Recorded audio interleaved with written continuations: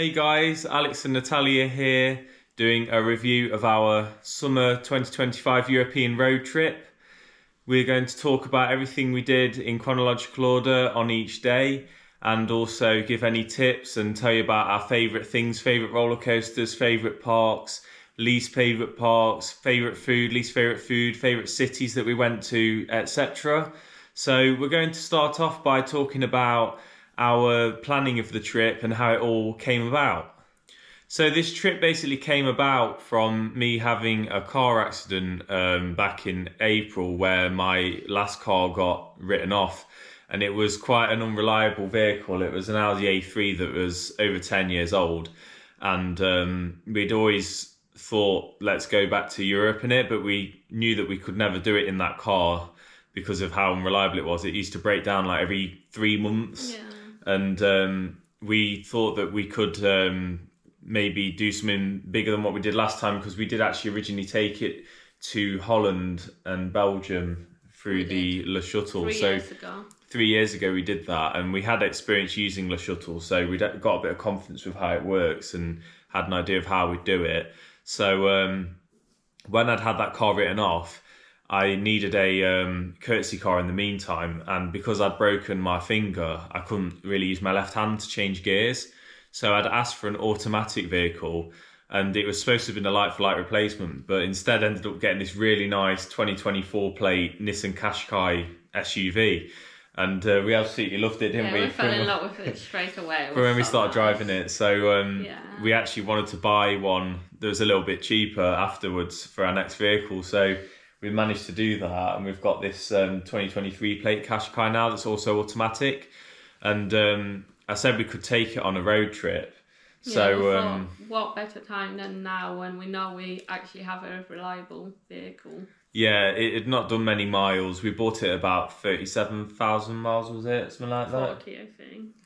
And we thought we could take it away for like maybe a couple of weeks. I could get a couple of weeks holiday from work in the summertime. So it was sort of around early July that we started planning it, I think. Yeah. So I ended up going online and looking at Google Maps basically to plan out the route, because I knew that I wouldn't want to be driving for any longer than like 2 to 4 hours at a time. So I looked at where all the places were that could go, sort of taking inspiration from other YouTube channels that have done European road trips to different parks, and ended up settling on the route that I found, and also looked along the way for different cities that we want to visit, because Natalia's not as into the theme parks and roller coasters as me. No. So I tried to keep it balanced between going to parks and then in between each day going to a park, going to a different city to see something. So we planned out the route and also looked at the best price chain hotels we could go to. So we've been to we didn't want anything shady, so we said we'd rather stick to what we know. Yeah, so we've stayed at Ibis's before, so most of the hotels were Ibis's. We found a fair few regular Ibis's, and we also had an Ibis Styles at one point, and we also stayed in a Premier Inn, and there was a Mercure hotel which we'd not tried before, so we just tried all of those basically, and in different cities, and added up all the costs before we bought everything. We sort of added it up on like my notes on my phone to see what the budget would have to be, and we managed to get it to a reasonable amount. Like we sort of guessed how much it might cost, and it was only a little bit more than that overall. And when you account all the spending money as well, you also had to account for like car parking at some of the hotels. Some of the car parks were expensive, and obviously we do like our food, so we did go to some nice restaurants. Yeah, we like to enjoy ourselves, so we sort of researched the best places we could go to and had a good look around to find anywhere that looked good as well whilst we were in different cities. So we had to budget for all things like that. We had to like buy the Le Shuttle tickets. The shuttle tickets are quite expensive, just so you know. Yeah, they've gone up in price since last time, haven't they? Yeah, it's hard to find a good deal, so bear that in mind. Yeah, bear that in mind. And you also have to spend money on, of course, your travel insurance, your European breakdown cover, and European car insurance. Make sure it's all included in the policy. Yeah, make sure we had to buy the European cover separately. I think you had to buy like 1 month's worth. Yeah, as like an additional 30 thing. quid, I think. Yeah. But better safe than sorry. Yeah, it's definitely worth doing. It's not loads of money, but yeah, you just have to factor it in. And then there's also the emission zones that you have to register for. So we had to do one for Belgium online, didn't we? Yeah, the Belgium one is just online, you don't get anything. But then for France, you do get a sticker that you have to put on your car. And then for Germany, you also get a sticker you have to put on your car. So they both have to come in post to your home address. So just make sure you get it way in advance. Yeah, we planned it about, was it 4 weeks or 3 weeks in advance, and we just got the France one in time, like literally the day before we were going to leave. Yeah, and with the German one as well, different cities have different price for them. Yeah, so it's a bit weird the way it works. the cheapest one we found was from Berlin, so that's the one we chose to order. That was about €6, I think. Yeah, even though we weren't going to go to Berlin, it didn't matter. No one checked it. Because the one from Dortmund or Stuttgart. Yeah, we checked those. I think they were like 20 to €30, so yeah, big price difference. Yeah, so I don't really understand why they do that, but we got away with the Berlin one, and they just stick on the inside of your window, basically in the corner. You have to put it on the right side of the vehicle, I think they said. Yeah, we did Google it, and it did say as long as you have the emission sticker, you're fine to drive anywhere in Germany, so there's no point of overpaying. And in Holland, did we have to do anything for emissions? I don't think we did. No, because in Holland we weren't actually going through any city areas. We were just going on like a main highway to get to Efteling, and then from there going through into Belgium. Yeah, but do check your car registration, and it will tell you what you need. Because with our old car, we wouldn't be able to go into the centre of some of the cities. We wouldn't be able to even get that sticker, because it just wasn't allowed because it was a diesel. So just make sure you check before you go whether you can actually go. Yeah, because our car's a petrol hybrid and it's a lot newer, so it would be different if you were in an older car, like you've just said.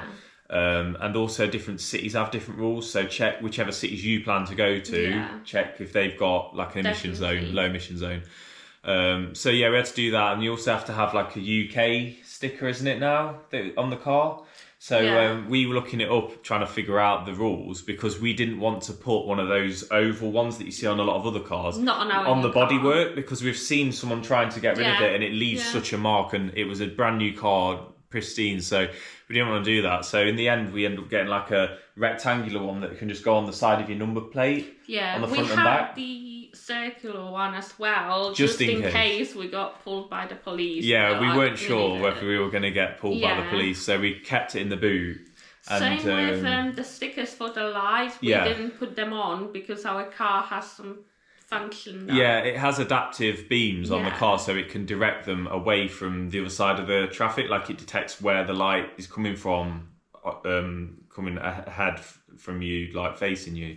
So it directs it the other way. But just check if you need them, or we bought them anyway just in case again we got stopped and they said, why your stickers? Yeah, because we did actually get in touch with the dealership to ask after we bought the car, and they were playing it safe by saying yes, use the stickers, because they didn't want to be held accountable if something happened.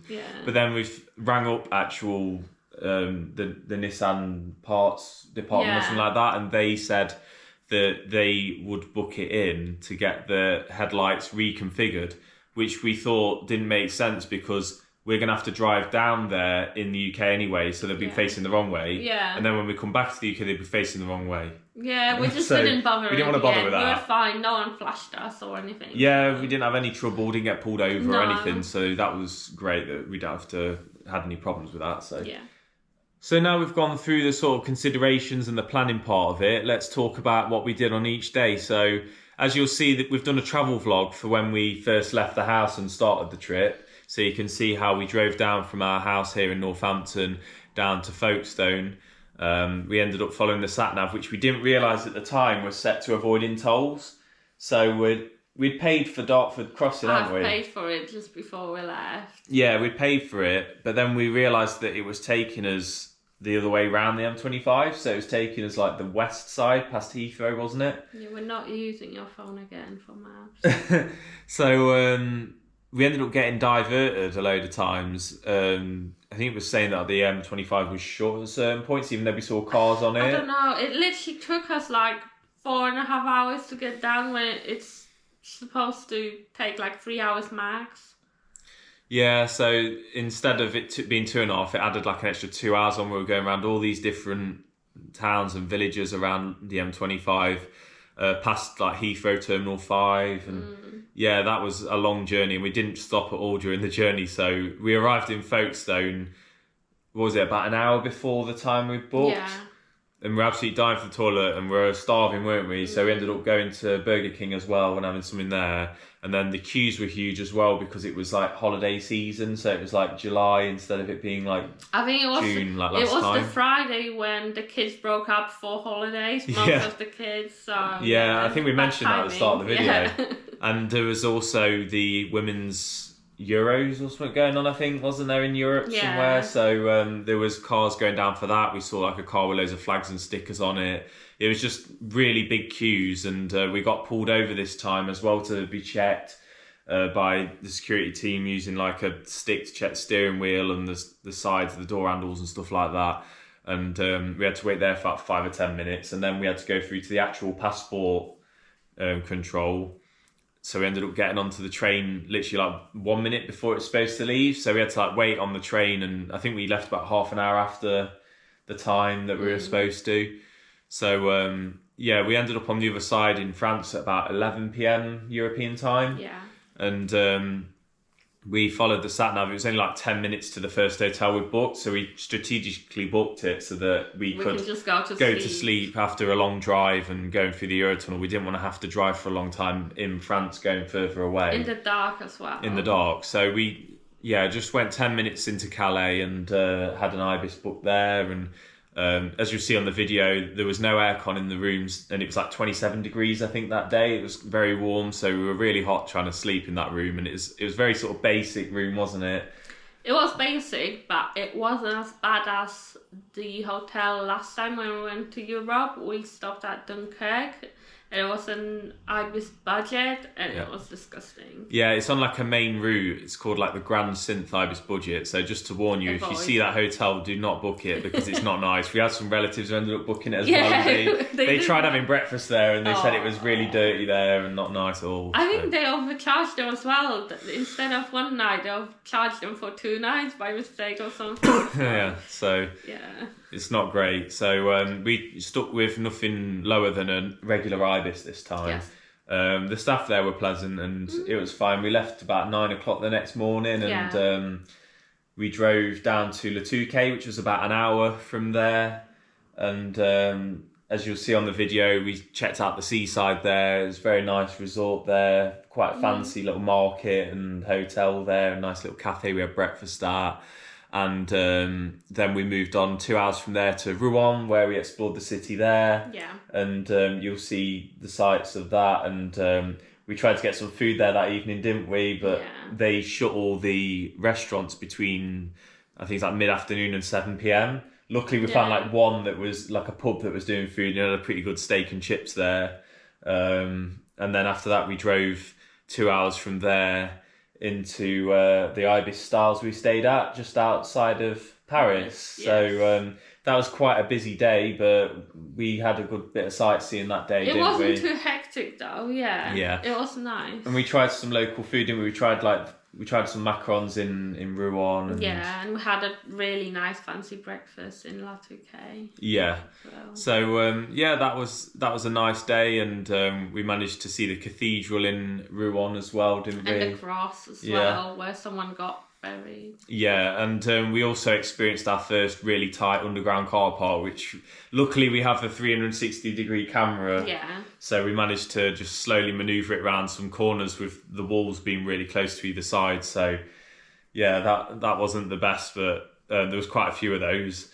just to make you aware. But yeah, the driving was okay. Apart from going towards the capital, be warned, it's pretty hectic. Yeah, we didn't actually go interchanges. we didn't go into the city. We booked the Ibis Styles was actually near Charles de Gaulle Airport, so it was outside, but on the main highway. So there was a lot of lanes, a lot of people sort of changing around. It was like a lot of tight. Yeah, it was nice though because you could see the Eiffel Tower from the highway. I was just like, oh my god. Yeah, that was cool to see behind all the buildings, and we also went right past the Stadium de France as well. It was literally right next to the road, so we got to see some cool sights on the way as we approached the capital as well.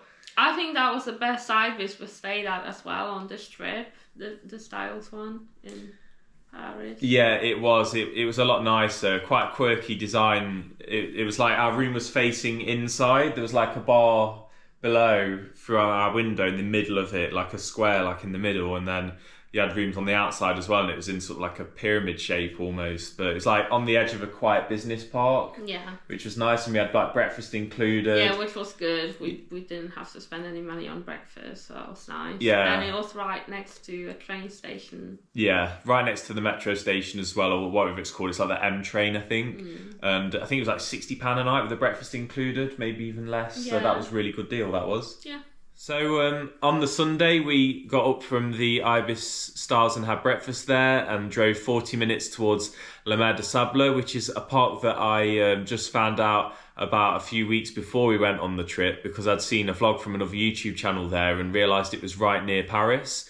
So we went to go check it out, and it's a really nice sort of small family park that's got a Wild West theme. And it's got free parking as well. Yeah, so you can park your car there for free and leave whenever you want, get a hand stamp, and you can have like a picnic outside or decide to go somewhere else and then come back later on because they've got some shows in the evenings. They've got some like amphitheatres there where they have like horse stunt shows and things like that, which we didn't have time for because we wanted to try and get both that and Park Asterix done in the same day to save time, seeing as it's not a massive park. So we sort of prioritised the roller coasters, but we checked it all out and really enjoyed the theming. They had some cool music on the way in, and the staff were really like nice, and they had some good like entertainers on the way in. Yeah, it was a really pleasant surprise. I didn't expect it to be this nice, even though it's small. We really enjoyed it. Yeah, and they've got some entertainers you can have like your photo with that are dressed up like characters, and they had a new wooden roller coaster for this year, like a little family coaster that's got some really good drops and turns on it. I think it was called the Wild Buffalo, if I'm not mistaken.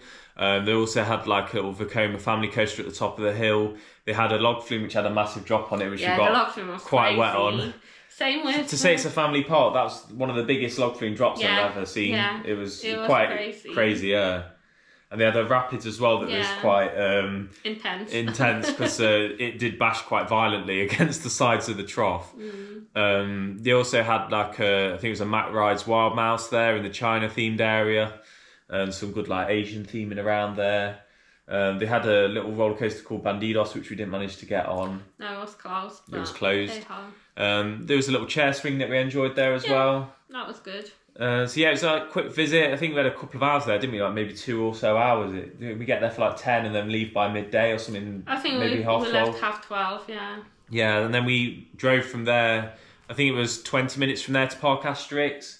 So we had the afternoon there, and also because it was July, the closing hours were like I think 11 p.m. So we had a lot of time there because they do have quite a lot of roller coasters there. We wanted to get them all done, but I think we managed to get done there by about 8:30 at night. We went on all the coasters. Pouring. It wasn't the best weather. So... It got a bit rainy. Yeah. But we managed everything there. We got some food there to start with, didn't we? We got some lunch in like an Egyptian themed area. Yeah, that wasn't the best. Great. I wouldn't recommend going there. No, not particularly.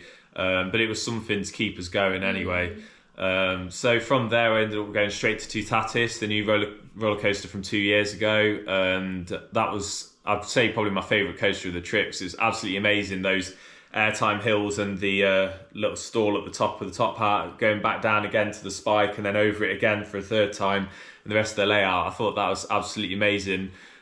Such a rush to ride that, and then straight after that went on the bobsleigh coaster that they have in the same area. And then went to go on the Osiris B&M Invert. And they had a really cool show there as well. I remember seeing it's like all themed. The whole park's like themed on the Aesthetics and Obelix. Yeah, the Asterix series. So they had all I think Cleopatra, like a show with like the fountains in front of the ride. Because there's really different films, so like they have different themes. Areas based on different the different themes. Yeah. So it's usually like the Egyptian one that you've seen, like the. Yeah, that's the one I always Cleopatra watch. one that's on the Christmas in Poland on the TV, so you see that. But yeah, there's a lot of all the characters there. We got like a little gift for like a little keyring with Obelix on, didn't we, for your sister? Yeah. So yeah, I went on Osiris, and then after that Gudrix and Tonnerre de Zeus, which was pretty violent wooden coaster. The layout's really cool, but I just couldn't deal with the shaking. It's so noisy and rattly. It was ridiculous. So not one of my favourite woodies from the trip.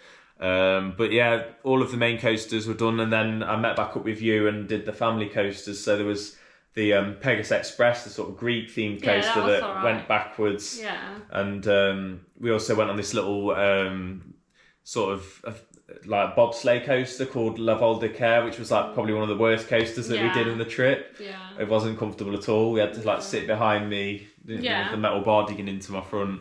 There was also a couple of other smaller coasters at other areas of the park that we went on. Unfortunately, we didn't get on Set Automatiques, the spinning coaster, because we missed that by a couple of weeks, didn't we? It wasn't open. And you did some of the flat rides while I was on the bigger rides, didn't you? I did. Rides? You did like a little boat ride or something? Yeah, I did. Actually, yeah, that was quite good. I didn't like the carousel because I went on it with some family that decided to sit next to me in the Obelix. It literally looked like Obelix, so you sat inside it. Yeah. And the kid kept spinning it and spinning it, and I didn't feel good. I was just like, why? And the parents were just like chill about it. I'm just like, what are you doing? Yeah, no, that's not cool. You wanted it all to yourself, really, didn't you? Yes.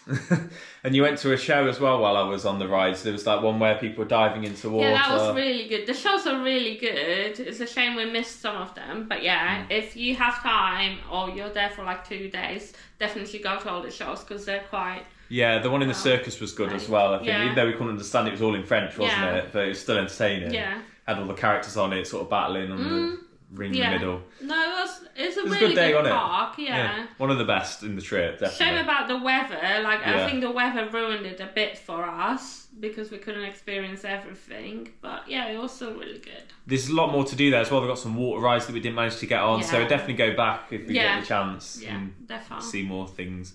But then from there we drove home, didn't we, and went to like a French McDonald's on the main highway in the services and tried that out, and we had some like nice potato wedges there, and you had like a Sakura Sprite and like a croque monsieur, and I had this sort of special burger that's like in a ciabatta with like a beef burger inside, so it was good to try that. Yeah. And then we went back to the Ibis Styles to end the day and stayed the second night there before Monday, which was the next day of the trip. And it was your birthday. It was.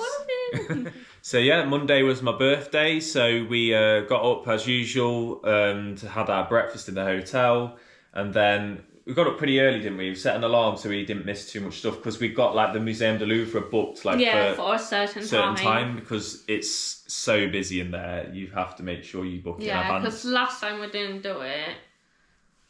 Last time we didn't want to pay to get in, I think. Yeah, I think we had to do it on walking last time as well, didn't we? Because the metro was on strike. Yeah. So we didn't do as many things as we would have done if we'd have been able to get about quicker. Yeah. But we managed to get the M train from the station, which was next door, as we mentioned earlier, literally just down the road. Bought a ticket, got on the train. I can't remember how long it was. It was about half an hour, a little bit more. Yeah, probably about half an hour. And then I think we had to change over and then get on the underground or something from there to get... I think, where did we come out on the metro? Do you remember, like on the underground? We came out first at No, I don't remember. I think it was right near the Eiffel Tower. I think we came out right next to the River Seine, went across the bridge and the sun was out, which was nice, and we walked down towards the Eiffel Tower and got to see it. Because last time we went in December, so it was like winter, so it was nice to go in the summer and see the difference in like all the trees being like fully bloomed, and like got to see the Eiffel Tower in like nice weather, and We sort of walked down the lawn bit because last time that was all fenced off, but this Yeah. time because it was like warm weather, people were sort of sat and in groups relaxing. Someone was playing the saxophone on the But grass at first there. we went to that theme park or whatever. Yeah, that's That's true. where we Actually, went yeah, we did it. We actually went first to another park that I just found Because I out wanted about to get it off and done with so we can enjoy Paris. the sites. but Yeah, Little did we know they're not actually opening all the rides in the morning. yeah. So you'll see on the vlog. I only found out this park just like Le Mela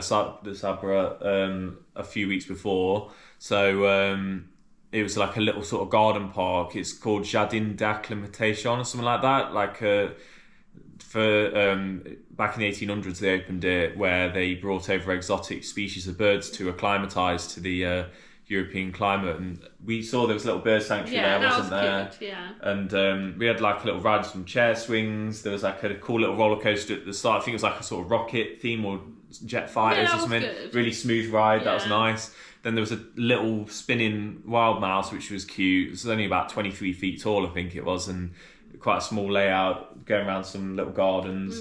And then we went through some like Korean gardens, which was cool, round the other side, Yeah. past the little lake. And then there was some little kids' play area where they had like a temporary looking roller coaster there that was like a dragon coaster. But we tried to get on with the wristbands because we bought wristbands. You can basically pay to just go in, and then you can pay per ride on these machines that didn't even seem to work. And then I'd bought like unlimited rides for each of us. So you wanted to take them off, didn't you, when we were in Paris later? I remember Yeah, now. because I didn't want them on my photos. Yeah, so we'd put them on so that you could take them off. Yeah, but Little we did we still know. paid for them and Yeah. we had them, so Yeah, and we went through security on the way in, and no one mentioned about how we'd put the wristbands on. yeah. And on the first two rides, no one mentioned it either. And then on the third ride, the operator said that they're not good and didn't explain why. I think there was a bit of a language barrier, so we were a bit confused. He wrote something on my wristband, but then you said you didn't want to go on because you didn't know what he was writing. Yeah. So I just went on the ride on my own, came off, and then we just went to go and see the new ride because they had a new roller coaster opening that year as well, which is another reason why we went. It was also like dragon themed with like sort of nice Chinese theming around it, but it was quite unique in that it could like switch tracks and do various different program layouts going backwards and forwards. Unfortunately, that didn't open until 2:30 or something like that. I think we saw on the board. Yeah. So we went back to the front of the park and seen that there was another small roller coaster there that wasn't open that day, so we couldn't get on that. So we just left the park, got back on the underground, then went to the Because there Eiffel was Tower. no point of waiting in the park for like 2 hours. There was nothing to do. It was my birthday, so we wanted to see things. So after going to the Eiffel Tower, we went back on the underground and headed towards the Notre Dame, which was it had a fire last time we went, so you couldn't go in it. But this time You could go in. we saw that there was massive queues because Yeah. we tried to book the tickets 2 days before because that's all you could do, wasn't Yeah, it? it said you can only book 48 hours in advance, and when you try to book 2 days in advance, it says they're all sold out, and the queue is massive, and we didn't have long. No, it went all the way across the plaza, all the way down the street, and we Well, just didn't bother. We just We'd took probably photos have outside to of it. wait 2 hours in the queue to get in. Yeah, we didn't have time at all. Yeah. So we went to go have lunch, didn't we, near the hotel where we stayed at last time we went, and had Yeah. some like onion soup with Sauvignon Blanc, which was Yeah. nice. Then headed to the Louvre, Yeah. checked out Mona Lisa and all the other things. It was quite a tiring day. It was a lot of walking, very busy in there. Yeah. But yeah, we managed to get a photo of the Mona Lisa. And Yeah. saw some other cool paintings and various other objects, like historical things. And then headed back to the park to get on that ride. Yeah. Where we had a bit of an issue trying to get onto the ride. 'Cause Yeah. we'd swapped wristbands because you thought that wristband wasn't going to get me on the ride. And it didn't. Yeah, I got on fine, and then the operator said, no, you can't get on with that wristband, you need to go back to the entrance, but we didn't understand why. We were trying to ask why. Yeah. They wouldn't say, so then we Yeah. ended up calling the manager to come over. I got on the ride, and when I came off, I saw you talk to the manager outside of the exit. And then eventually the manager said that he would let us get on through the exit, he would take us on the ride, so you did get a ride on it in the end. Yeah. But yeah, we weren't happy with the way that they like explained it, that the staff weren't like telling us about it at the start of the day, so we didn't know anything about it. They want you to put on the wristband a certain way. they should do it themselves. Like usually if there's a wristband, they do that other places, the don't employees put the wristband on you, whereas in here they just gave us a wristband and that was it. Yeah, so that kind of ruined it a bit, but we still had a good day at my birthday. We went back to like meet up with like a friend from work who lives in Paris and had like a nice pizza and some drinks at this like nice. cool centre. I don't even know what you would call it really. It was just like various different indoor stalls selling different kinds of food and drinks. Like an indoor like a market. Food market, I'd say, but it had a cool vibe, didn't it? It was like restaurants and bars instead of like food stalls. Yeah, like somewhere to hang out with your friends in the evening. So we got back quite late that night, about 11 at night. I think we got back to the hotel and stayed there for the final of the 3 nights.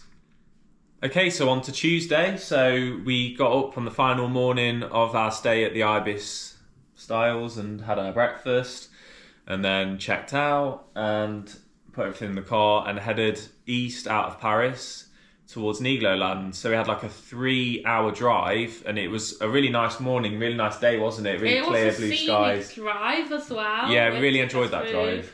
We had a bit of traffic at the start leaving Paris, but then after that we were going through like country lanes, weren't we? And some of the fields, villages as well. Yeah, the fields were so remote. You were literally seeing nothing like as far as you could see sometimes. And then you were going to a little village and you'd have like all these nice old buildings. And then 3 hours later we ended up in Nigloland, which was in the middle of nowhere basically. We thought surely barely anyone's coming here because it's so far out, but when we got there, because we didn't want to get up too early, did we? We had a tiring day in Paris the day before. We hadn't set the alarm till about 8, I think. And we didn't know what to expect from Nigloland either. I didn't, so... We didn't think we'd need like a really long day there. So we got there about midday, I think. Yeah. And we arrived and saw the car park was absolutely full, so we had to walk like 15, 20 minutes from where we'd parked to get to the entrance. And then we checked out the entrance, which was really nice. Loads of nice gardens. We've seen some like old cars going round. There was like this Niglo grill as you go in, where we had our lunch, which was really good. Yeah, they did like really nice grilled meat with seasoning and some fries and a drink. And it wasn't too expensive either, really. It was like €13 or something. So for theme park food, it's really good quality for the price. Yeah, they had really nice ice cream as well if you're there. Ice cream. You got an ice cream in the Canada area, I think. They went on the log flume and the mine train. But yeah, there was also Alpina Blitz there, which was a great Mack Rides coaster with some great airtime and turns and G-forces. It's not too big. It's like kind of family thrill. It's got a lot of good forces to it, but it's not like intimidatingly massive. They've also got a Mack Rides water coaster there, which you went on with me, Krampus Expedition, which had a nice refreshing splash on it, not too wet. We also had a Mack Rides Wild Mouse there that was, I think it was Bavarian themed. I think it was like a sort of like an Alps themed area there. We also went on the power cars there, like petrol cars, which were really cool. They were all themed to like Group C racing cars going around the gardens. You'll see in like an online POV of that on the video. It was just such a nice park and such a nice vibe. Loads of different themed areas. Like it's all in the woods, wasn't it? In the middle of this valley, in the middle of nowhere, and we went on this indoor coaster in the American area that was all space themed. That was a crazy one. Which was crazy. Like we sat on the back row and it was almost pitch black the whole ride, getting thrown about. It was that one was really crazy.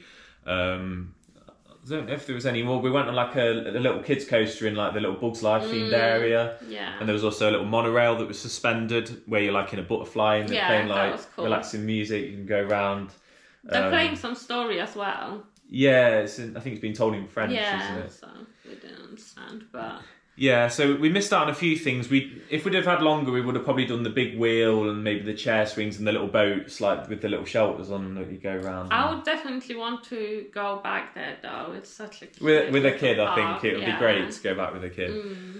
Really enjoyed our time there. Stayed till closing, but we didn't want to leave it too late. Was it closing, actually? I think it closed at 8, or was it? Or was it... I think we had to leave a little bit earlier because we had 2 hours. It was closing at 8, but we were leaving around 7, I think, because we had to obviously drive over to Nancy. Yeah, so it was a 2-hour drive east from there to Nancy. So and we knew we had to get dinner there as well. Yeah, we were hungry. So we planned to stay in Nancy because it was on the way to Strasbourg, which was like the next stop after that, because it was too long of a drive to do in one go, especially after like Nigloland. So it was ideally like really just a place to stay for the night. Yeah. But when we got there, we checked in at the Ibis there and had like a nice meal outside in the Café Leffe just around the corner. Yeah. And had a Leffe beer there and set off to go towards the city centre because we had a look on our phones on stuff to see there. And it turns out they have like an old town there. So we saw this like cool archway, didn't we, that the road went through. So we followed that down. And then we ended up in this really nice square that was literally like Buckingham Palace, wasn't it? They had like a big just magical gravel middle bit and loads of like opulent buildings and they had like a chocolatier shop and a cafes all the way around the outside of the square with like hundreds of tables laid out and statue in the middle. And it's just beautiful, wasn't it? All lit up at night and there was hundreds of people out at like 10 o'clock on a Tuesday night. It was just such a surprise for us. I think that whole day was like the best day of the trip. Yeah, we had the perfect weather. We went to a lovely park where all the staff were lovely. Yeah. Then we got surprised with this like lovely city centre. It wasn't even like one of the main cities of France. It was like a small city, but it was like a hidden gem, I would say. All these like sort of golden gates around with fancy designs and they even had like a projection show with audio on all the buildings that night that we sat and watched. Had like a glass of prosecco and there was like kids out, wasn't there, with their families. It was just it felt really bustling. nice and safe place really to live. So yeah, we really enjoyed that evening and we were very tired there, weren't we? I think we got back about midnight to the hotel after that. It was quite late. We had to walk back and we stayed in the Ibis that night before the next day, where we moved on to the next destination. So the next morning after waking up in the Ibis Hotel, we were looking for somewhere to have breakfast. So we went back to the square and found a little cafe where we had some like croque monsieur, didn't we? And coffee. Quiche Lorraine. Quiche Lorraine as well, because we've seen that they were like sort of local dishes. And we also went to get the macarons. Yeah, they also have their own traditional macarons there, which are basically not 2 layers with cream in the middle or whatever it is. It's just like a single cookie, but they were baking them fresh with like almond flour. And you had to eat them within 2 days or so after. So 3 days. 3 days. So we really enjoyed them, didn't we? We took them with us and we had a few that morning as well. The wasps were terrible, weren't they, in the square when we were trying to eat? They were just landing in the coffee and I ended up having to chuck the coffee after a couple of sips, which wasn't great. But I really enjoyed the croque monsieur and the quiche Lorraine. That was nice, and the cookies were delicious. The macarons were delicious. They were basically like cookies. Yeah. Nice.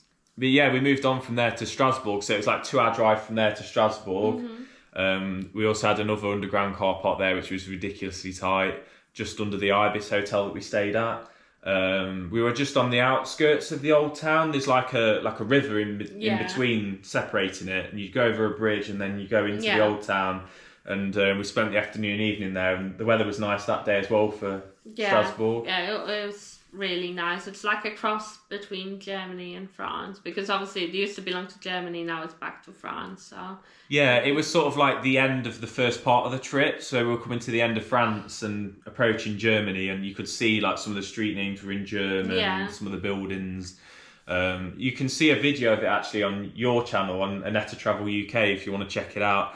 You can see all the different bits of footage we got from there. There's some really cool like canals where they were doing river tours, and there was like a bridge that sort of rotated to like make way for the boats that we saw, and there was lots of nice buildings, and there was a cathedral there. There was like a little record shop that I managed to buy a couple of records at, and there was a little bakery that we got some food for the next morning, because we were getting up early the next day, so we got some stuff to have in the hotel room.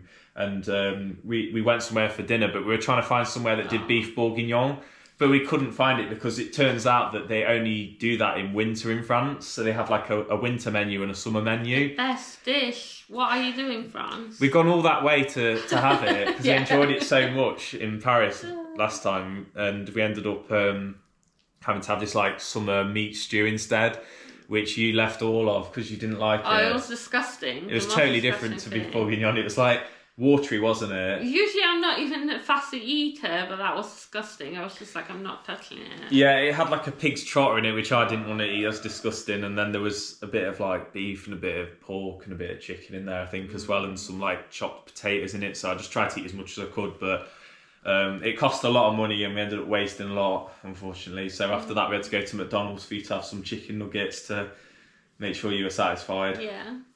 So yeah, after that we just walked around a bit more in the night time, soaking up the atmosphere, went to a couple of different bars to get like a drink to refuel, and then headed back on the outside of the town to the hotel to stay there for the Wednesday night, wasn't it? Before the next day. So the next day we got up early, like I mentioned, we had our pastries in the hotel room. Yeah, and I managed to get like a Starby. There was a Starby downstairs in the hotel. So. Yeah, which we didn't see in any of the other ibises, did we? So that was nice. Yeah. Ate quickly because we had to set off around 8, I think, to get maybe even earlier. Yeah, I think it was 8. Yeah. We had to like get everything in the car, drive 50 minutes, I think, into Germany. To Europa Park, which was a bit further south. It was the most important day of the trip. It's for you. It's the most anticipated park, and it's absolutely massive. So I wanted to get as much time as we could there. They said they were open from 9 that morning until I think it was 8, I think. At least 6. They put at least 6, and then they decide how long they're staying open after that, which is quite different. Usually parks have it all laid out with their opening hours. But yeah, it was supposed to be a 50-minute drive, but it turned out there was some big queues, wasn't there, coming off the Autobahn. As soon as you got close to the actual theme park, obviously there were queues because all the cars were trying to get in. So yeah, so it delayed us a little bit, and the Autobahn was quite crazy. It was like our first time on the Autobahn, wasn't it? So I wasn't sure like what the speed limit meant on the car dashboard. It was like it looked like a national speed limit sign, and I seen everyone was absolutely like belting it in the other lane, but we kept coming up to like traffic, so we had to like slow down quite quickly, so it didn't feel very safe. So we sort of kept it within a sensible speed, and then headed off down the road that took into the resort. You could see some of the rides from a distance. It was great seeing Silver Star and Blue 5 from a distance in the observation tower. We went past Atlantica, the indoor water park, which looked really cool. And it was quite a lot of queuing to get into the car park. But then once we got parked up, we were right underneath this camelback on Silver Star, which was amazing seeing that going at the start of the day to get in the mood. But it was quite simple, wasn't it, getting into the park from there? It was like a sort of undercover walkway next to the road where everyone goes towards the entrance. There's some toilets in the car park, which are really nice and clean and modern. And then you can like head underneath like this road and through this archway with all like the 50 years of Europa Park like signs and stuff, which is nice. And you can hear the music building up the anticipation. Yeah, it was definitely the everything's best like perfect there, park. isn't it? Yeah, it's like they think about everything. Like they know that everyone needs a toilet when they get there because they've driven all the way there, so you can go to the toilet quickly, head into the entrance. And there's like basically no queue getting in. Didn't have to wait to get searched or anything, scanning the tickets. Got straight through the turnstiles, straight through the underneath the train station where you can get a park map, which you need really because it's so huge. There's like all different countries, European countries themed in different areas, so it's easy to kind of get lost in it. Like the layout's quite unique. It's not kind of like you go in and it's all in one round thing. It's like kind of off to the right and it keeps going further and further back. So we've kind of followed everyone first, didn't we, going through Italy into France, got on the Can-Can coaster first, which we preferred over the Spatial experience in Nigloland because it was the same kind of Eurosat coaster from Mack Rides. So we found that the theming was better on that. It had like the Eiffel Tower, didn't it, in the middle of the lift hill, and you had like the Can-Can music playing and stuff. So, and the queue was cool as well. So we went on that first, and then we headed into Ireland, the little kids area, and went on the Choo Choo Express, I think it's called. This tiny little kiddie coaster. It's like barely got a drop at all on it, and it goes around twice, and you get a photo on it. It's just cute. We saw some good play areas there for kids, didn't we? And like little towers where you like raise yourself up and drop yourself or paddle around in the little log flume boats. And then you can walk through there into England. So we went over a bridge into England and checked out all the different themed rides there, themed to like London taxis and London buses, and went past the like train line. The train sort of went through there and into Austria. Yeah. And there were some cool themed toilets, weren't there, on the outskirts of the area where it was themed to like Henry VIII and Queen Victoria and stuff. Yeah, that was cool. And so we went through Austria and saw there's like the boats there that you went on, wasn't there? Where they had really nice fountains and tunnels and things. And going through there, we got through to the powered coaster, which was like sort of like a mine train. Yeah. And it sort of runs around the log flume, which you also went on later, which said was like really wet ride. Yeah, very wet. And they have a little play area as well there that's like been converted into an outdoor area because it used to be indoors, but then there was like a fire and they changed it. But it looked great, that whole area. And we managed to get that done quite quickly and head on into, I think it was Portugal, where they had like the show with the people diving into the pool in the middle of Atlantica Super Splash. And we had some pretty decent food there just as a snack, didn't we? Some like wedges with like guacamole and... Yeah, and I had some watermelon. That was good. And from there we've tried the other Mack Rides water coaster over in the Greek area, Poseidon, which I prefer because it has like 2 lift hills and more of a layout. Behind that you had Pegasus, I think it was called like it was some sort of like a kid's thrill coaster, which was great. And it was on 2 trains, even though it was only a 5-minute wait, which I really liked about the operations there. Every ride, the queues were moving really quickly. You weren't sort of wasting time. Then from there, we headed over to Switzerland and went on the Wild Mouse, which was cool, where it was sort of Bavarian themed, wasn't it? I think not Bavarian, it was like Swiss though, wasn't it? Like Swiss cottage theme. In the queue, went through all these different rooms in the house with like animatronics in, different animals in the barn and stuff. And you like go up a tower in the lift with like another car, which is very different to any other Wild Mouse. It's not like a traditional lift hill, it's like an elevator. And it sort of like wobbles as well as you're going up, and then it's got some quite big drops on it, like a drop from the top to the bottom on it, and lots of slaloming. So it's a lot of fun. I think you enjoyed it, didn't you? Yeah, it was so good. And then we headed back into Greece to have the Greek food at the Mykonos Taverna.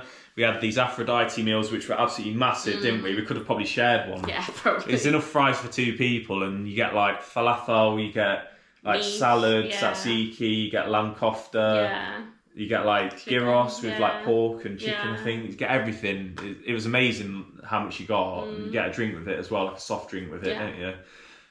So we were absolutely full from that, and then headed over to Switzerland again to go on the bobsleigh coaster, which was your first ever bobsleigh coaster. Yeah. And we had to sit together, didn't we? And you were okay with it, weren't you?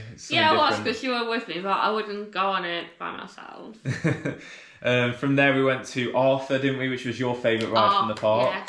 Yes. It was in some like kids cartoon themed area, I think. I don't know, but I managed to get on it twice. Yeah, we managed to go on the single rider because you found the single rider queue. Yeah. It's like inside a tree, isn't it? When you go in, they've got like a sort of restaurant there and gift shop, and they have like lockers you have to keep your stuff in.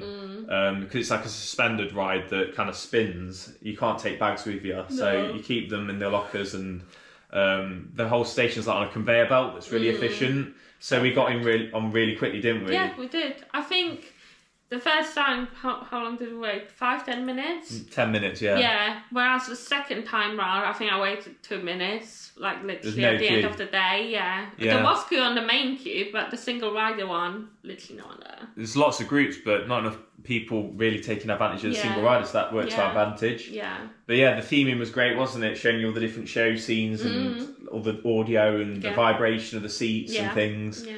So, that was great. And that was like the last ride we could go on together. So you went on to some of the other rides, like the little boat rides and the observation tower. Observation tower, that's it. And I think it was about 3:30 by that point. So I had a few hours to try and get the big hitters done. So I went straight to Silver Star to get that done. Then to Voltron for my 200th credit, which was a crazy ride. But unfortunately, I was on a side seat and the vibration kind of ruined it. It gave me a big headache, and I felt quite sick after, so I had to have a bit of water and sit down before I carried on. But the theming was amazing on that, and the layout was absolutely huge. So many different elements and ejector airtime, whippy transitions. So it was a great ride. I just wish I could have a middle seat to really experience it properly. And the queue was quite long for that as well, because the main queue was on 45 minutes, but even on the single rider queue, it took about the same, I would say. So that held me back a bit. So I had to sort of rush over all the way through like Scandinavia and Holland, which you didn't even manage to see because it was so far away. So I got into like the Iceland area to go on Blue Fire, which I had to wait, I say about 20 minutes to half an hour for. So it was getting late. I had to quickly go round to the Woden Timber Coaster and get that in. That was right near the end of the day. I tried getting in the single rider queue for that and it wasn't moving anywhere. So I just went in the main queue and got on quite quickly. I'd say within like 15 minutes. Got a front row ride on that, which was brilliant. Really enjoyed that. One of my favourite coasters in the park. And then I thought that was it, to be honest, because it was pretty much like, what time was it by then? About 7:30 or something? They were shutting all the queues, Yeah. but I was on the train around the park and I was going through the Russian area, and I remember you saying the roller coaster, the last one you want to go on, was in the Russian area. Yeah. So I got off, went up, found the roller coaster, and I saw they were about to close the queue. And you and there, like, I messaged you. Yeah. And then I asked, like, oh, is it possible if you could wait for my husband because he really needs to go on this? And they said, like, all right, 5 minutes. So I, like, you rang text me. you or text you. Yeah. Yeah, I was just like, quick. You were like, come run. over. So I just run as fast as I could all the way from Iceland back down to Russia. Seen that it was open, ran on the ride, got on the last train of the day. Yeah, literally, last you coaster went of the park. in and she shut the queue. Yeah, so I got all the credits done in one day. People are saying you need 2, 3, 4 days at that park, which I agree you do need if you're going to experience the shows and Fully, all the different yes. rides that I didn't manage to get on. But if you're going just to get all the roller coasters, you can't do it in one day, but you have to take advantage of the single rider queues and be clever about everything. And get there for opening. Yeah, because we got definitely. there, I'd say we got there almost, I think it was like after 9:30. I think we missed like nearly an hour of the start of the day. Yeah. So yeah, I'd love to go back, like if you had a family and experience all the smaller rides there, because everything's so well themed there and the staff were great. It's just an amazing I want to go to park. all the other restaurants and bars and experience all the food. The food was so good there. I couldn't believe how good it was for theme park food, and it was so reasonably priced as well, because the thing is, like Disney and stuff in America, it's so expensive for the food and it's actually not that good. So there you're getting proper restaurant food for like really reasonable prices. So I'd love for you to see the other countries and go to some other places. They're even selling bitterballen in Holland, which we absolutely love. It. So we missed out on that, unfortunately, but we only had the one day. We had to get everything done quickly, didn't we? And we managed to. Your roller coasters were the priority, so that's what we had to do. Yeah, so that was the end of a great day there, and we had to drive from Europa Park up to Stuttgart, which took 2 hours, just outside of I think it's the Black Forest, just driving up the highways there. We arrived quite late in Stuttgart. I think it was about 10 or 11 at night. And I'd read, because we were staying in a Premier Inn there, I'd read that the car park was misleading. So I was trying to keep my wits about me on the way in, because it's kind of like in an underground tunnel underneath a shopping centre. Yeah. So we sort of went slowly and saw that there was a door first that it looked like it was closed. So we carried on, and then there was a sign for hotel. So we thought that's the hotel car park. So we just followed it and parked up, and then stayed at the Premier Inn, which was really nice. It was a really new Premier Inn. It was really nice rooms. And then, we found out the next day that when we were leaving, we'd been charged €51, haven't we, for like 17 hours. When it was supposed to have been 25 for 24, which was already expensive. And it wasn't until we got back that we checked on the website, and in the small print, they put "Don't turn right at the first sign." Which we didn't. We didn't turn right at the first sign. Yeah, it was the second one we did it at. Yeah. But it turns out there's another one after that with Premier Inn on the other side of the road, but you can barely make it out. So we complained about it, but we didn't manage to get our money back. So just beware, if you're going to stay at the Premier Inn Europe, I think it was called Europe Viertel or something like that, near the shopping centre in Stuttgart, just make sure that you follow that Premier Inn sign for the car parking, because you end up getting, I think we got charged an extra €26 because of that. Because it ended up being 76 instead of 50 overall. So beware of that. But we had like a beer in the reception, didn't we? We had like our own self-service little shop there, which was cool. Yeah, we had like a sandwich as well, because there wasn't anything else open, and obviously we didn't have time to eat at Europa Park. But we were still, at the end. Like that meal was so huge at Europa Park that we weren't starving, thankfully. So that did us. But Yeah, it was really nice staying at that Premier Inn. It's just the car park that was the problem, Ruined it, unfortunately. yeah. So the next day we got up in the Premier Inn in Stuttgart and headed to an Italian restaurant that was in the shopping centre, and then got the metro into Stuttgart to check out the square. Yeah. And then went back to the hotel where we got into the car, as we mentioned, and left the car park, had to pay €51, and drove to the Mercedes Museum where we checked out all of the history of Mercedes, and also had a photo at the VfB Stuttgart Stadium, the Bundesliga football team, and then headed back to the actual Premier Inn car park and went back to Stuttgart to have some nice schnitzel with a German beer there, which was really nice. Yeah. And then that was sort of more of a chill day. Had some photos around like the architecture there, and went back to the hotel, and I think we went out for a little drink, didn't we, at a cocktail bar. We went to a couple of different bars there, and then headed back because we knew we had a long day of driving the next day. Yeah. So after our day of seeing Stuttgart, we headed north through Germany to the Nürburgring, where I got a lap round in a ring taxi, which I really enjoyed.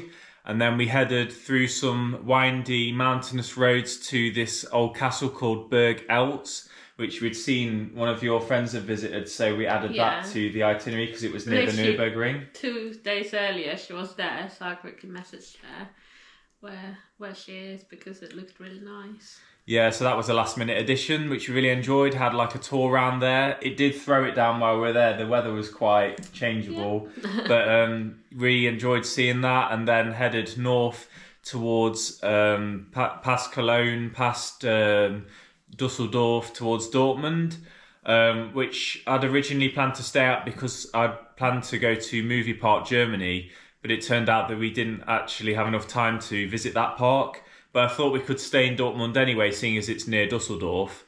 But I wish we'd actually chosen to stay in Dusseldorf, because I'd found out later that the nightlife and the city in general was just a lot nicer, which we did find. We stayed in the Mercure Hotel there in Dortmund, which we found quite difficult to locate. And we found that the hotel was really dated and it smelt horrible in there, and they wouldn't let us change room either. So we had to try and mask the damp smell in the room with basically just opening the window in the end to try and let the air in. Yeah, the air fresheners wouldn't work, to be honest. So that wasn't pleasant. We ended up having 2 nights there because we went out for some Thai food that evening, which was nice, and then we stumbled across a party in the centre of Dortmund. Was cool. Which we really enjoyed. It was a shame about the staff at the bars there who didn't like us asking for drinks in English. We weren't really made to feel very welcome at any places in Germany, to be honest, which was a shame. It did ruin the experience slightly. But yeah, after the party, we stayed the night at the hotel and then had breakfast the next morning and saw a bit of the city centre. There wasn't a great deal to see. No, just avoid Dortmund at all costs, please. We did manage to go to the Borussia Dortmund Stadium though, which we took a metro to.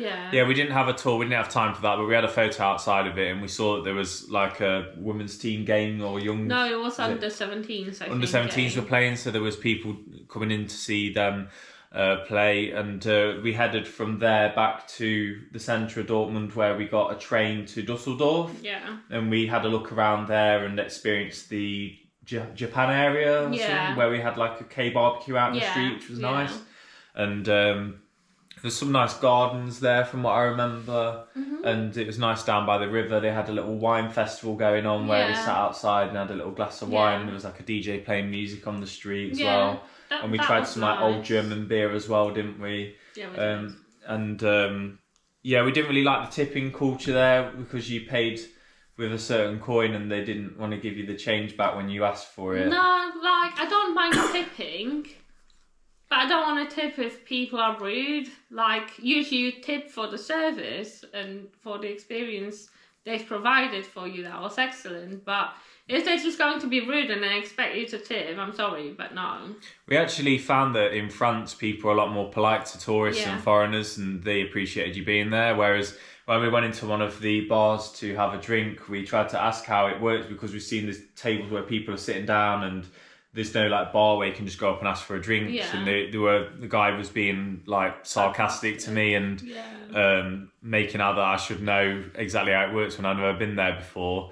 So yeah, I didn't really enjoy the experience because of those things. No. It was good to see the area and try out things. I think it'd have been good to stay there for the night because there's a lot of bars around. There's a good atmosphere, a lot of people about. But yeah, that was cut short really because we had to head back to Dortmund to stay at the hotel. Yeah. Again, I think we had a McDonald's there that night, but it felt very shady in the McDonald's. Oh, it was McDonald's next to the train station, I think. And yeah, it was very. I think there were some people like walking around shouting in there and stuff, and it's very dark in there.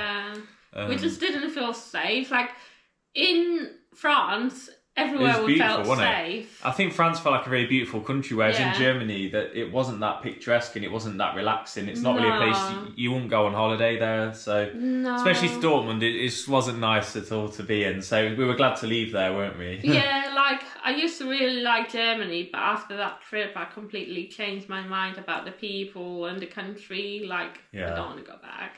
Yeah, so we left Dortmund the next morning after having a quick breakfast at this bakery place downstairs, I think, didn't we? Yeah, which wasn't nice either. It was the same chain as we used in Stuttgart. Yeah. And that one was really nice and friendly as well, whereas this one just looked like a dump. Yeah, the lights weren't working properly in there either. It was like sitting in the dark, which was strange. Yeah. But yeah, as soon as we'd had that, we set off towards towards Holland, which was much better.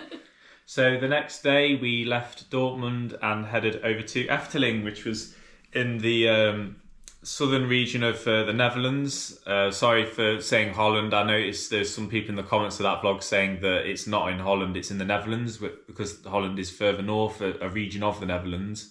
But yeah, we really enjoyed that day there. We didn't really spend the whole day there because we wanted to see a bit of Antwerp that evening because we had 2 parts planned in 2 days from that point on.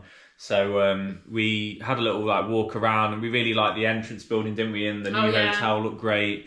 And all the theming looked nice as well, really sort of enchanting, really good for little kids. And the observation tower was really unique, and the lake was nice with the boats going round and the wildlife, like the different birds and things. But yeah, we prioritised the roller coasters that day, as we've seen. Because the whole trip was about the roller coaster, that's why. Yeah, I mean, I know, like you said in the comments, that we're not experiencing the park how it should be experienced. So we're really looking forward to getting back there and we've said spend a couple of days there. Yeah, we need to go back. Hopefully, stay at the hotel there. Yeah, we'll have to save up, but yeah, hopefully we can experience it properly. But yeah, we got on all the roller coasters there. The Dueling Woodies being probably the best. We both went on them. I'm really proud that you went on that because that was quite intense. But we really enjoyed it going over the lake, and the boat ride was great as well. That splashed in the lake as well. Really cool. Had really cool theming inside. The station was amazing. Also went on Python, the double looping, double corkscrew Vekoma coaster from the early 80s. That was a little bit like rumbly, but it's one of the smoother ones apparently. So yeah, that was good to just get the credit there. And Baron 1898 was brilliant. Really enjoyed the theming leading up to getting on the ride, and it's kind of cute. Really, it had some unique elements. I'd not been on a dive coaster that had done like an Immelman before or a 0G roll, so that was a cool little ride to go on.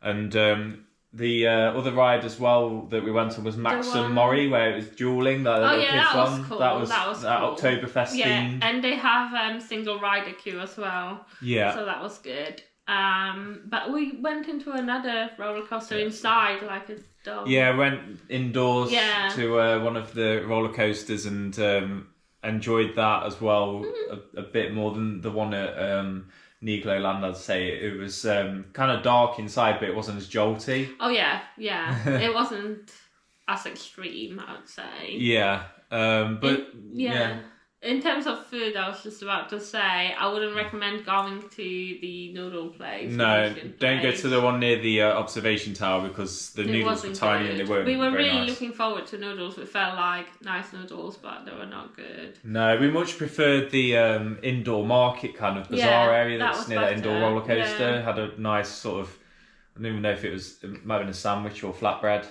kind of thing. Well, we had two things. Like you had a wrap and I Yeah. had some sort of, I think it might have been a roll, Yeah. like with some But it was nice nice. filling. Yeah. It was nice. So from there we drove on to Belgium, where it was a short trip to the Netherlands, but we always like just going a flying back. visit. So we've been many times, haven't we? We love it. We to love Amsterdam. that country, so I will definitely come Yeah, back. you could tell instantly it felt a lot more relaxed, like on the roads. Oh yeah, as soon as we left Germany and went into the Netherlands, it was like, Yeah, the weather was nice there, the roads were calmer. So yeah, it was nice. Better. Yeah, it was nice to go through there and then into Belgium as well, which is also really nice. Like in Antwerp, we had like another Ibis hotel booked there right near sort of his theatre. Yeah. And we had like a nice brasserie over the other side of the theatre where we did like a beef stew with fries and Belgian beer, which is really nice. And on point. that was probably our favourite meal of the trip. Yeah. And then we managed to have a look around that evening, didn't we? And had like a Belgian waffle in a dessert shop. Yeah. A little drink at a bar. The city centre looks really nice as well, especially with the lights on as well. Yeah, we really like Brussels as well, didn't we? I'd probably say that's like the capital's the best, and Antwerp's nice as well. Yeah. But yeah, we'd like to see Bruges as well, I think, at some point. Yeah. We know some friends are going there, so I think we should check it out. Yeah, I think that would be good. But yeah, we stayed at the Ibis that night, and then the next day was our final day of the trip. So the next morning we woke up at the Ibis Hotel and we found on our phones some nice place to have breakfast at, didn't we? Like a nice little bakery that was a few blocks away. So we walked over to that early in the morning and got we got like a full breakfast, didn't we? It was huge. Yeah, it's a big breakfast to get us settled for the day. Yeah. So we went there quite early, didn't we? I think it was like before 8 in the morning. Yeah. And then it was really busy anyway, so... Yeah, there's a lot of people having breakfast there. It was a really good place. They had lots of fresh bread laid out and cakes. Then we walked back to the car park and drove over to... We had to go south towards Brussels, I think, from Antwerp to get to Walibi, Belgium. And we ended up trying to get all the credits in, but we had to leave by about 3:30 that day to get back to the Le Shuttle in time. Yeah. I think we had it booked for about, was it 8 p.m. or a bit before 8 p.m, something like that. And then Can't even remember when we got back, obviously it's like an hour behind here, so it was like 35 minutes on the tunnel, and then got back to England by about 8 as well, I think. We had to leave by 3:30 though, I know that. Yeah, there was a lot of traffic. I didn't really enjoy that drive. It was a bit hectic, but... Because it was rush hour as well. Yeah, so unfortunately we missed out on a few credits at Walibi, Belgium, but we managed to get on Conda, of course, which was absolutely phenomenal. It's one of my favourites of the trip, I have to say. Like, really smooth, really intense, great layout, especially towards the end with all the little hills that take you by surprise. I really enjoyed going on the Matt Ride's Power Splash, which was something different for me to try as well. You went on the log flume there, which you said was the best log flume you went on. It had like the double drop and the backwards drop on it. Yeah. Shame I couldn't go on that with you, but I didn't have time for it. There was also Turbine, which was like an indoor Schwarzkopf launch shuttle loop coaster, which was quite intense. Also went on a couple of the other sort of template rides from when it used to be a Six Flags park. They had Vekoma SLC and a Vekoma Boomerang there, so I got both of those done. We also went on Loop Garou together, the wooden coaster, which was a bit rough, and the bar was too tight, like the G-force really sort of clamped you in. So not one of the best coasters, that one, but we managed to get on the newest one which opened this year, Mechalodon. That was really good. We did quite well, to be honest, on this trip. We've got a lot of new coasters for this year. It's like a good year to get a lot of new coasters done that are new for this year. Because that ride was absolutely amazing, wasn't it? It's like family orientated, but it's also got like really good thrills to it in the way it goes over the hills. It's like an airtime coaster basically by Gerstlauer. And that ride had a single rider queue as well, which really helped us out. Yeah, we almost thought we'd have enough time to get on Tiki Waka, but unfortunately there was like a breakdown, and then there was a lot of disabled people coming through their entrance, so we couldn't get anywhere near the end. It only has like 2 or 4 seats. Yeah, very small cars as well. And usually people in the main queue, there was 2s or 4s, so it was really hard. We just weren't moving, it was so barely moving. We had to just leave and go to the car park and get going, really, unfortunately. But we did miss out on that and Calamity Mine.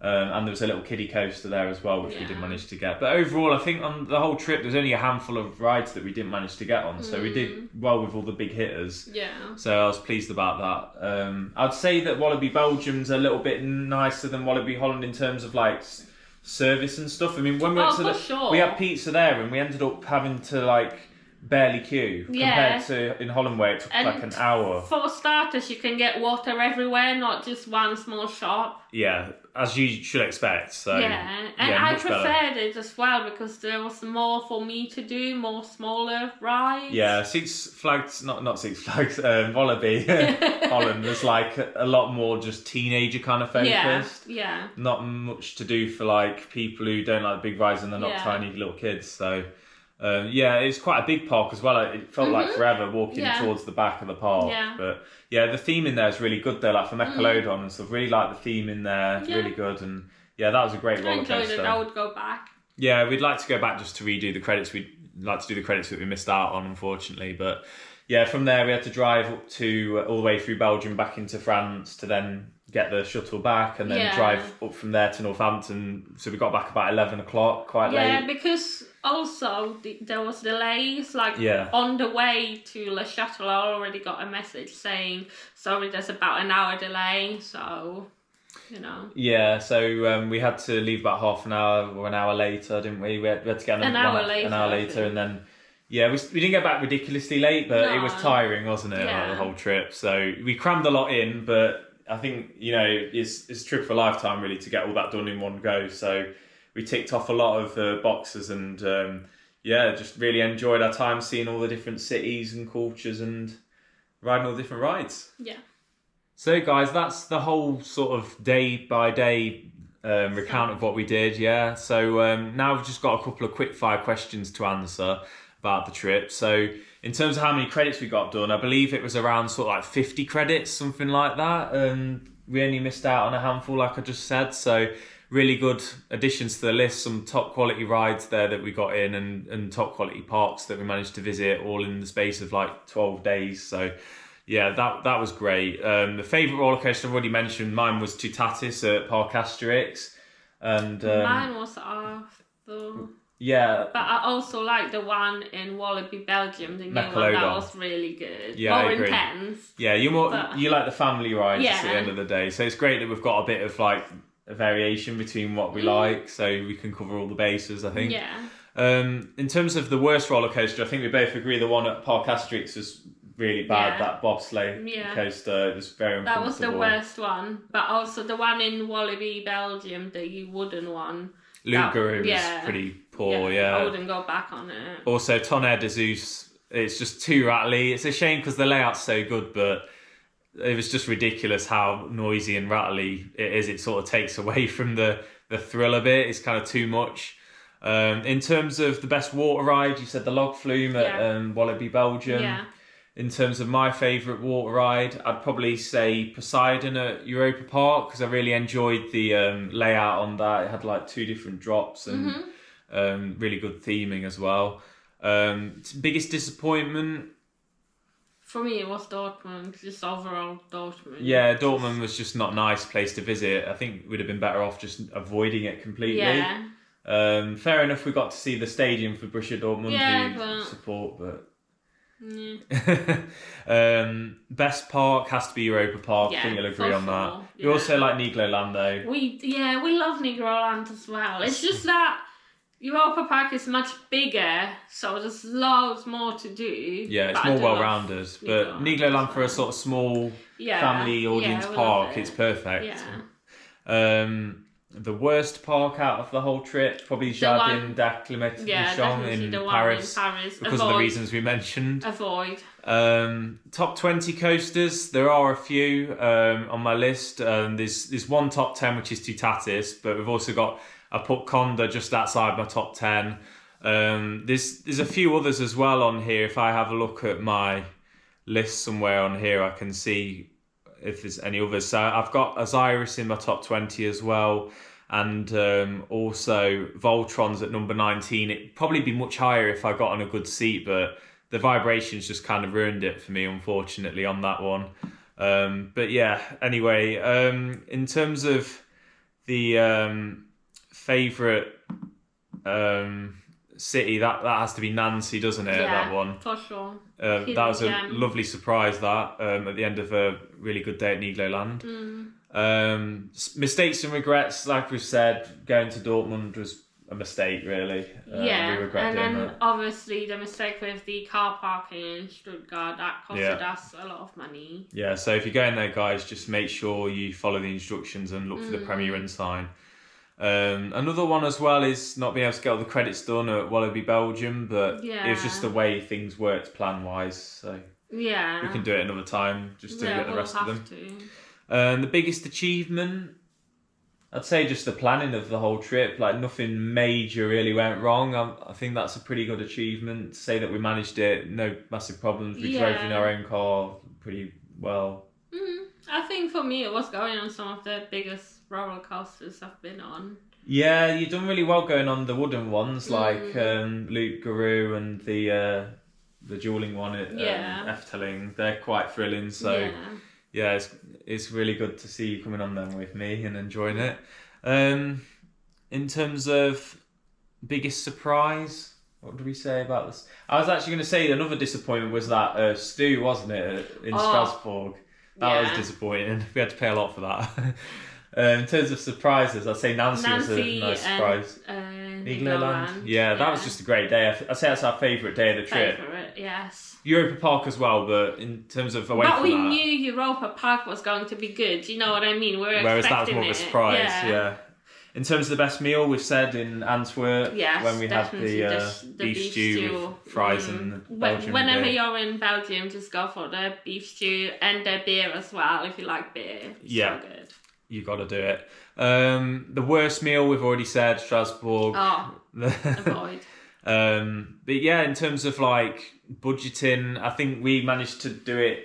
How much did we spend? Is it about just over £1.50 each? Like just over like £3.5 maybe overall, something like that? I'd say just under it. Just under £3.5. So that's for 2 people. If you plan and cleverly. In peak summer in Europe as well. Yeah, we got overcharged. You could do it cheaper if you went in like May or April. Yeah, and we would have saved €26 if we'd have been able to find the Premier Inn parking. Like, we could have saved a few bits here and there. Saves money by not going to Dortmund as well. Yeah, I think the hotel was slightly more expensive in Dusseldorf, but it would have been worth it, I think, in the end. And we wouldn't have to buy the train tickets to get from Dortmund to Dusseldorf because they were quite as well. expensive, so yeah. So that's it really. Last thing, future plans. Maybe something like Abu Dhabi for Ferrari World. Yeah. Or go back on, to go see go on the rest of the rides at Wallaby, Belgium, and go to like see Toverland, Efteling again, like we've said. For sure. Maybe Plopsaland again to get a good ride to Happiness, because I did struggle to get on that last time because of the poor operations. It kind of ruined the experience a bit, and also missed out on one of their other roller coasters there. So I'd like to go back there. And one day, of course, the USA road trip, that would be absolutely epic, just to get lots of credits in the space of like 2 weeks, something like that. Probably have to do that on my own because it would be a bit intense for you, probably. But yeah, I think the park in Bedford as well, the Universal Park, when that opens, I think for sure. We're looking to keep our eye on that. Yeah. So yeah, I'm sure in the future that would be a great place for us to go. It's less than an hour away. But yeah, that's it really. Thanks for coming along for the ride. Hope you enjoyed the playlist, all the vlogs that we've done, and if you have any questions about doing a European road trip yourself, just post them down in the comments below and we'll happily reply to you. Make sure to give the video a like if you enjoyed it, share and subscribe if you want to see more. Thanks for watching, guys, and we'll see you again soon. Bye.